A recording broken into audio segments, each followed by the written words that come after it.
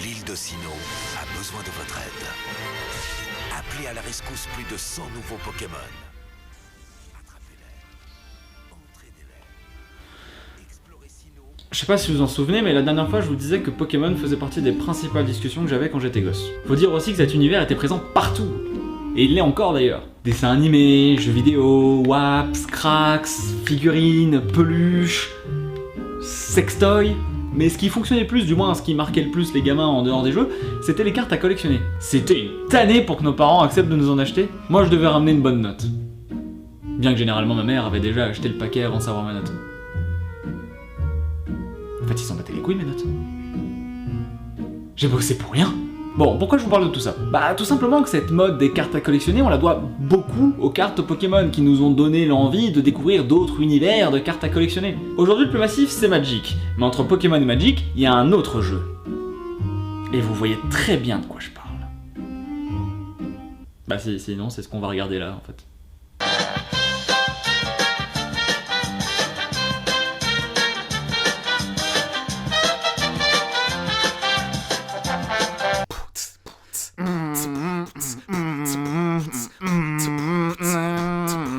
On n'a pas vraiment le temps de s'amuser. Normal, on est là pour s'améliorer. Pour y arriver, on s'entraîne sans répit. C'est ça la Zen Academy. Bon, Yu-Gi-Oh! GX est une série d'animation japonaise d'aventure slash fantastique diffusée pour la première fois en 2004 sur TV Tokyo et en 2006 sur Canal J pour la France. La série est réalisée par Atsuki Tsuji qui s'était déjà occupé auparavant du film Yu-Gi-Oh! La pyramide de lumière. Mais c'est surtout un animateur de base, et il a d'ailleurs été animateur clé sur le 13e film Pokémon Zoroark, le maître des illusions. Mais là maintenant, vous vous posez sûrement une question insoutenable. À qui tu parles? Non pas ça, mais pourquoi parler de Yu-Gi-Oh! GX alors qu'on peut parler de Yu-Gi-Oh! Tout court? Eh ben tout simplement que Yu-Gi-Oh! C'est un peu comme Star Wars. Vous voulez dire que c'est de la merde? Bah non. Et vous êtes qui? Je suis votre voisin. D'accord. Bah cassez-vous. Comment il est rentré lui? Donc je disais, Yu-Gi-Oh! C'est un peu comme Star Wars, dans le sens où chaque génération a sa trilogie. Et bah là, chaque génération a son Yu-Gi-Oh! Bon, c'est des générations espacées de 2 ans, mais c'est 2 grosses années, parce que personnellement, je n'ai grandi qu'avec Yu-Gi-Oh! GX. J'étais trop petit pour Yu-Gi-Oh! Et j'étais trop grand quand Yu-Gi-Oh! 5D est sorti. Comme quoi, en 2 ans, tout change. Sinon, tu peux commencer à parler. Mais casse-toi! J'ai mes affaires, j'ai mon jeu, mais j'ai à peine 3 minutes pour me rendre à l'école des duellistes pour passer l'examen d'admission. Je vais être en retard si je n'arrive pas à temps. Mais au lieu de bien respirer pour m'éviter un point de côté qui me pliera en deux, je vais plutôt continuer de parler pour que les voix dans ma tête sachent pourquoi je cours. C'est pas gagné, mais comme je suis pas encore un de leurs élèves, ils pourront pas me renvoyer. Oui, enfin, ils peuvent aussi ne pas t'accepter. Pardon, excusez-moi, laissez-moi passer. Mais qu'est-ce que c'est que cette scène? Entre Jaden qui demande de le laisser passer alors qu'il y a personne qui le gêne et les gens autour qui le regardent stupéfaits. Non mais je reformule ma question, mais qu'est-ce que c'est que cette ville? Regarde, Esteban Michel, un jeune qui court. Mais où va la France? Poussez-vous. Oh, désolé. Alors on pourrait critiquer la connerie de Jaden qui demande à quelqu'un de se pousser alors qu'il pourrait juste le contourner, mais on peut aussi critiquer la connerie de ce mystérieux personnage, Oui, mystérieux, on voit pas sa tête, tu sais pas qui c'est. qui reste planté là à regarder quelqu'un lui foncer dessus. Cet inconnu vient de me demander de me pousser et il court vers moi. Que faire? Et puis notons que Jaden lui fonce dessus mais que ce mystérieux personnage ne bouge pas d'un poil. Je veux bien qu'il ait 15 ans Jaden et qu'il ait pas encore une carrure de bonhomme, mais 50 kilos qui te foncent dessus, tu bouges au moins un peu. Non mais c'est bon, plus besoin de chercher, je sais qui est ce mystérieux personnage, et c'est lui. Sarah Connor. Tu es un duelliste, n'est-ce pas? Ouais, je vais essayer d'entrer à l'école des duellistes. Oh, je m'en serais douté. Oui, enfin merci Sherlock, mais moi aussi j'ai vu son disque de dualiste et ses cartes, donc je suis autant détective que toi à ce compte-là. Tu te radicalises? Ouais, comment vous avez deviné? Tiens, prends cette carte. Quelque chose me dit qu'elle a certainement sa place dans ton jeu. Comment ça, quelque chose te dit qu'elle a certainement sa place dans son jeu? Non mais faut comprendre quoi? Que Yogi se promenait tous les matins dans le parc à la recherche du premier Tobé qui lui foncerait dessus pour lui refouguer sa carte? Attends, mais tu veux dire que c'est Yugi? Attends, mais tu veux dire que c'est Yogi? Nous rappelons à tous les candidats qui ont déjà réussi leur examen d'entrée qu'ils doivent ensuite procéder à leur inscription. Attendez, est-ce que ce serait pas un rapace que l'on entend quand le dragon rouge il apparaît? Ensuite procéder à leur Salut, je te présente mon chien, il s'appelle Fino. Dis bonjour Fino. Très bien, mademoiselle, c'est l'heure. Les inscriptions à l'examen d'entrée sont closes. Attendez. S'il vous plaît. Ah, mon nom est Jaden Yuki et je voudrais passer l'examen. Enfin, si vous voulez bien m'inscrire. Non. Tant pis. Non, bien sûr, ça c'est ce qui se serait passé dans la réalité, mais là le gars va demander l'autorisation à l'organisateur du concours d'entrée d'admission, j'ai nommé Crawler. Excusez-moi, un candidat est arrivé en retard et il voudrait passer l'examen d'admission, monsieur Crawler. Est-ce que vous venez de m'appeler monsieur? J'ai un doctorat en duel de monstres, alors utilisez mon titre et appelez-moi docteur. Attendez 2 secondes. Un doctorat? Oh, ok, sur le papier ça fait classe et on est dans un dessin animé, donc t'acceptes, parce que si t'acceptes pas, bah t'acceptes pas le dessin animé en lui-même. Sauf que là, réfléchissons 2 secondes à ce qu'il a dit. Le mec a fait un doctorat en duel de cartes. C'est-à-dire que le gars a eu son bac, puis s'est orienté dans une fac spécialisée en cartes, il a obtenu sa licence avec brio, puis a décidé de se diriger vers un master spécialisé en duel de cartes, et il a finalement poussé jusqu'au doctorat en écrivant toute une thèse sur le pouvoir de guérir le sida que possède le dragon blanc aux yeux bleus, je suppose. Et puis il est spécialisé qu'en duel de cartes, hein. Si vous voulez des conseils en création de cartes, faut aller voir un mec qui a eu son doctorat en création de cartes. Lui, il est juste fort à Magic. Bref, le docteur Crawler, puisque c'est comme ça qu'il faut l'appeler, n'accepte pas le retard de Jaden car c'est pas poli d'arriver en retard. Bah, je suis plutôt d'accord avec lui, il m'a pas l'air si méchant. Allô, j'écoute, qui est à l'appareil? Ici, Shepard. C'est vous, monsieur le doyen.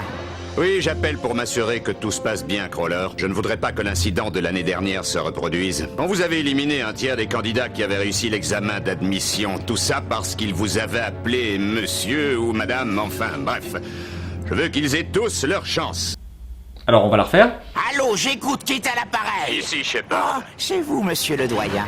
Oui, j'appelle pour m'assurer que tout se passe bien, Crawler. Je ne voudrais pas que l'incident de l'année dernière se reproduise. On vous avait éliminé un tiers des candidats qui avaient réussi l'examen d'admission. Tout ça parce qu'ils vous avaient appelé monsieur ou madame, enfin, bref. Je veux qu'ils aient tous leur chance. Bon, suite à ce conseil, enfin cette menace, Crawler est bien obligé d'accepter Jaden au concours. Il décide du coup de s'occuper lui-même de son examen d'entrée. Mais avant ça, on assiste au premier duel de cartes de la série. Très bien, le nouveau. Tu as le choix. J'ai 2 monstres et toi 1. Tu peux jeter l'éponge, réponse A, me supplier, réponse B ou retourner chez toi, réponse C. Je choisis la réponse D. La réponse D. J'adore l'argument de l'examinateur. Eh le nouveau, j'ai une plus grosse bite que la tienne. Qu'est-ce que tu vas faire, hein, petite merde? Excellente stratégie, candidat. Haha, bravo gamin. T'as très bien joué. Ouais, Sébastien Misawa, j'ai entendu dire qu'il avait eu la meilleure note de tous les candidats à l'examen écrit. Un examen écrit? Mais c'est que cet univers devient de plus en plus intéressant. Quoi sert une carte piège? A à piéger, B à plagier, C à envoyer un fax, ou D à donner son argent à Balkany? C'est quoi déjà un fax? Qu'est-ce que t'en dis, Chad? Ça ne veut rien dire. Ce n'est pas parce qu'il a gagné le duel de l'examen d'entrée que ça en fait un génie. Tous ces nouveaux ne savent pas exactement ce qui les attend. Mais ils vont vite comprendre qui est Chad Princeton. Ça, moi, Chad Princeton, 18 ans, ancien interné de l'asile de fous parce que je faisais que parler de moi à la 3e personne, diplômé de l'école du Dark Sasuke et fan de Linkin Park, je suis bien meilleur que tous ces nulos parce que... j'ai 37 abonnés à mon Skyblog. Wouah, quel ouf! Bon, Jaden a enfin la possibilité de passer son examen. Très bien, à nous 2.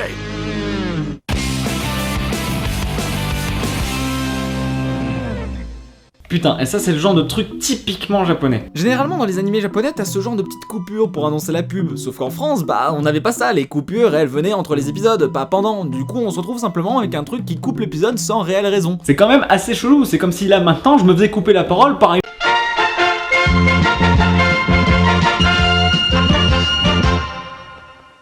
Et par contre je ne parlerai pas du fait que le stade de duel n'est visiblement accessible que par une trappe liée à un mont de charge. Je suppose que les portes dans le futur n'existent plus, mais bref, passons, c'est pas le truc le plus con qu'on ait vu depuis le début. C'est l'heure du duel! Je commence! Donc le duel commence normalement avec Jaden qui pose une carte en mode défense et une autre en face cachée. Mais pendant ce temps, on apprend que le Dr. Crawler joue non pas avec un jeu spécial pour les examens afin d'éviter de niquer les futurs élèves, ce qui pourrait d'ailleurs expliquer ceci. Non, en vérité, le Dr. Crawler joue avec son propre jeu. Au cas où vous auriez encore des doutes que ce personnage sera un antagoniste pour le héros. Je vais jouer une petite carte magique. Confiscation. Oh oui, et quel est son effet? Aucune idée, y'a rien écrit dessus. Mais je suppose que vu l'image, je dois te confisquer un truc. Après, c'est le nom de la carte, quoi. Bien que le nom de la carte soit pas écrit dessus non plus. Je sais même pas pourquoi elle s'appelle comme ça. Comment je le sais? En vrai, sérieusement, restons 2 secondes sur cette incohérence. On est d'accord que dans un jeu de cartes, il y a toujours les caractéristiques de la carte qui sont écrites dessus pour savoir ce qu'elle fait. Et c'est ensuite, avec le temps, que t'as plus besoin de la lire tellement que tu sais ce qu'elle fait. Sauf que là, il y a même pas d'écriteau. Et je suis pas con, hein, je sais que c'est parce que ça aurait été chiant animé et que les gamins ils pouvaient reconnaître les cartes seulement avec les images. Mais les personnages, eux, comment ils savent du coup, s'ils ont juste ces images? C'est peut-être ça que sert un doctorat. Oh oui, je me souviens de certaines de ces cartes. J'envoie la renaissance du monstre au cimetière. Ensuite, je pose 2 cartes face cachée sur le terrain. Et pour finir, je joue une autre carte magique, Violent Orage.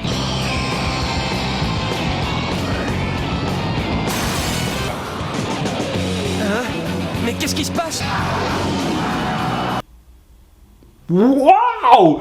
Les effets sont trop cool! Non, mais faut comprendre que là, c'est pas de la magie ou je ne sais quoi de surréaliste. Non, c'est juste des effets spéciaux réalisés par l'équipe Régie Plateau.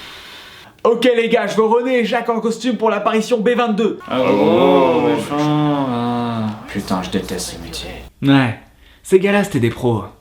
Mais ils ont fini par tous se faire choper par le gang de Scooby-Doo. Ils n'ont pas pu mettre une carte aussi puissante dans un jeu d'examen. Crawler joue avec son propre jeu. Alors ce duel est déjà terminé, à nouveau ne pourra jamais battre le Dr Crawler et son jeu. Oui, c'est impossible. Qu'est-ce que tu en penses, Chad? Ouais, c'est quoi ton avis? J'en pense que comme nous sommes dans un animé japonais et que vous êtes tous les deux en train de dire qu'il pourra jamais le battre, c'est impossible, et bah qu'il va totalement l'enculer, Crawler. Je trouve qu'il y va un peu fort. Il utilise ses meilleures cartes contre un candidat. Tu es trop gentil, Alexia. Ce sera peut-être enfin l'occasion de voir le fameux monstre légendaire rare que Crawler cache dans son jeu. Ah là là, Crawler est vraiment pas gentil avec lui. Tu es une fille. Tu es prêt pour ta prochaine leçon? Et comment c'est bien la première fois que je m'amuse autant en prenant une leçon? Ouais, parce que mes parents me battaient tout le temps à la maison. C'était moins drôle. Afin d'invoquer le guerrier mécanique antique. Oui, c'est bien lui. Le monstre légendaire rare. Nous allons enfin savoir pourquoi il est légendaire. Parce qu'il est dans la légende? Oh, j'espère que mon guerrier mécanique antique ne t'effraie pas trop. Non, pas du tout. J'ai toujours voulu en détruire un. Ou bien il est courageux ou totalement fou. Bon, on est d'accord que normalement personne dans les tribunes n'a entendu ce qu'il a dit. J'ai toujours voulu en détruire un. Qu'est-ce qu'il a dit? C'est quand qu'ils arrêtent de parler et qu'ils se battent, bordel! Donc le duel continue enfin un peu puisque Crawler détruit le monstre de Jaden en lui enlevant quelques points de vie au passage. C'était quoi ça?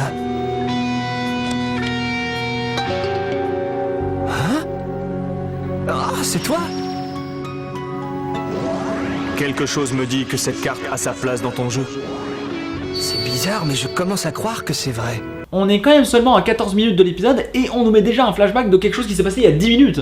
Mais où va la France? Bon, et puis le coup du c'est bizarre, mais je commence à croire que c'est vrai. C'est bon, le scénariste, on t'a cramé, on sait que t'es là.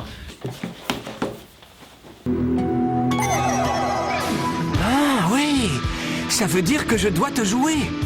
C'est quand même très dangereux de faire confiance à des hallucinations.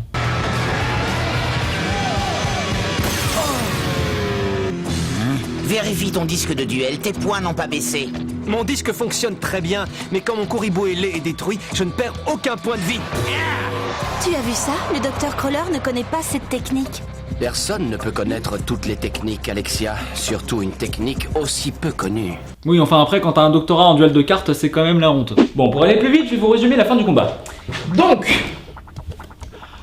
en détruisant Kuribo et les, Crawler fait activer la carte piège de Jaden, l'appel du héros qui lui permet d'invoquer son deuxième héros des éléments, Bostinatrix. Ensuite, Jaden pioche une autre carte, la carte gratte-ciel, et c'est à ce moment-là qu'il réfléchit à une stratégie ultra perfectionnée et pas du tout écrite à l'avance. En gros, grâce à son guerrier revenu à la vie, il fait ressusciter de la fosse le héros Avian des éléments pour le mettre en mode attaque. Sauf qu'il est encore trop faible face au guerrier antique mes couilles de Crawler. Donc Jaden utilise la carte polymérisation pour faire fusionner ces deux héros, ce qui donne aile de feu. Mais le problème, c'est qu'aile de feu n'est toujours pas assez puissant. Du coup, Jaden utilise sa fameuse carte gratte-ciel qui lui permet de donner 1000 points d'attaque à son héros aile de feu, lui permettant du coup de défoncer le guerrier antique mes couilles de Crawler. Mais le bonus, c'est que aile de feu a une particularité plutôt pratique pour le scénario.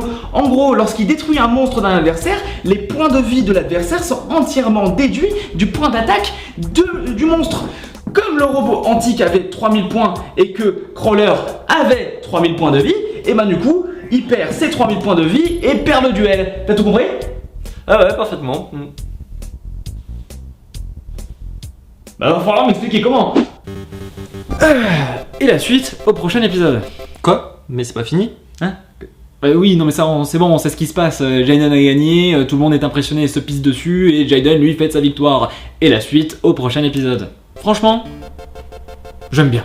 Certes, c'est plutôt moche, même méga moche en fait à certains moments, et l'animation fait vraiment le strict minimum. C'est même parfois ridicule. Ah, tu vas regretter d'avoir été en retard, petit. Est-ce que quelqu'un peut venir me décongeler? Mais en vérité, et comme pour Galactic Football finalement, c'est des fois tu les laisses rapidement de côté parce que t'es pris à fond dans l'histoire. Et c'est là la force du Yu-Gi-Oh! GX, t'es à fond dedans. C'est le délire avec ces animés japonais pour gamins, les histoires sont ultra classiques et d'ailleurs toutes les mêmes, mais les personnages sont tellement émo et sérieux dans leur délire que tu suis leur histoire à fond. Alors que c'est de la merde. C'est quand même juste des gens qui jouent aux cartes. En fait, faut voir ces animés japonais comme des shonen pour gamins. C'est la même chose, sauf que bah ils se faisaient souvent frapper dessus quand ils étaient gamins, donc bah ils deviennent un peu cons, hein, tu sais, quelques neurones c'est vite perdu. Sauf que le truc qui marche avec Pokémon, c'est que les Pokémon, ils existent dans l'univers. C'est des animaux en soi. Alors qu'avec Yu-Gi-Oh! GX et compagnie, bah c'est pas la même approche. Eux ils adaptent des jouets physiques, genre des toupies, des petites boules ou des cartes.